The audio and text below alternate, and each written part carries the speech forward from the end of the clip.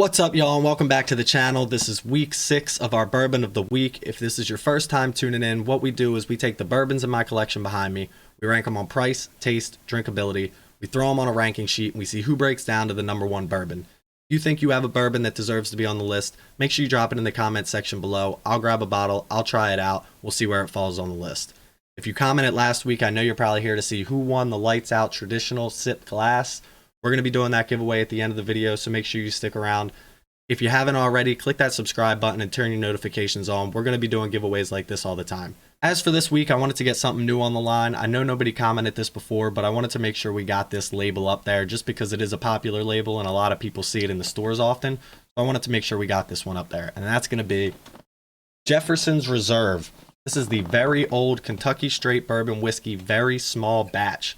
This is a 90.2 proof alcohol. As you can see, I drank a lot of it so far. But I also gave this to a couple of my friends, so let's see where this one falls on the list today. So let's get started. Everybody knows, time for the traditional sip.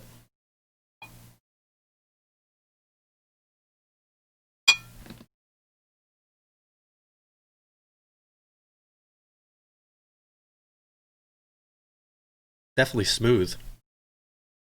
With that, let's get right into it with drinkability. That is smooth. For a 90, what is it? 90.2 proof. There's not a lot of burn to it. There's not a lot of spice to it either. So it's definitely a smooth drink. It's a smooth pour. Doesn't give you that alcohol kick. Maybe a little bit on the back of the tongue, but that's really smooth for a 90 proof. I'm going to give this an 8.5 on the drinkability scale. But with that, let's get right into taste on this. I can tell you right now, Every bourbon's going to tell you, oh, it's got vanilla, it's got caramel. This one, it does have a hint of vanilla. I don't really taste too much caramel. But what I do taste is it almost tastes like a tobacco. It tastes like I just smoked a cigar that I didn't really enjoy. Like a not so mild cigar. It leaves that taste in your mouth like you smoked a cigar the night before. You woke up and you have that taste in your mouth, which I don't enjoy too much.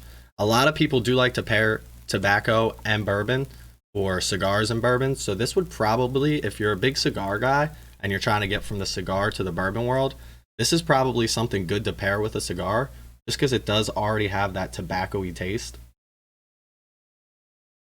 Which again, I don't enjoy that much because I'm not a big cigar guy, but if you are, I can see why you would enjoy this. Something to think about. I'm going to give this a 7.7 on the taste scale. Just because, again, I don't like that big tobacco taste. It's not even that much oaky. It's definitely more of a tobacco taste. As for price on this runs $50 to $60 wherever you can find it. I found it for $55 here. I had to pay a little extra to get it here to ship when I originally bought it.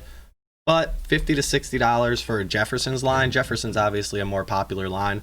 A lot of people know the Jefferson's Reserve, the Jefferson's Oceans they came out with. So they have a couple different bottles in the line. So $50, $60 for a known bottle, 90 proof, pretty smooth. Not terrible. It's not the cheapest bottle that you'll get, but as for price, I'm going to put this at like a, let's go 7.6 on the price scale. That's going to break our average down to a 7.93, which is going to put it 4th on our list for right now. I think that's a pretty fair spot for it. I'm not the biggest cigar fan though, so if you are a cigar fan and you know something that would pair well with this, put it in the comment section below. I'm always curious to figure out how I can bring out better flavors in bourbons, especially with something like cigars, because I know that's a pretty popular combination. I have a couple buddies that are big cigar fans that I would love to know their thoughts on what kind of cigar or what brand of cigar would pair well with a bourbon like this, since it has that big tobacco-y flavor. So that's it for this week's Bourbon of the Week. Make sure you click that subscribe button. Make sure you comment below so I know other bourbons that I should be trying to add to this list. See where they fall. Maybe yours can top number one. In the meantime, don't drink and drive. Drink responsibly. And always wash your hands. Oh, almost forgot. Let's pick that winner.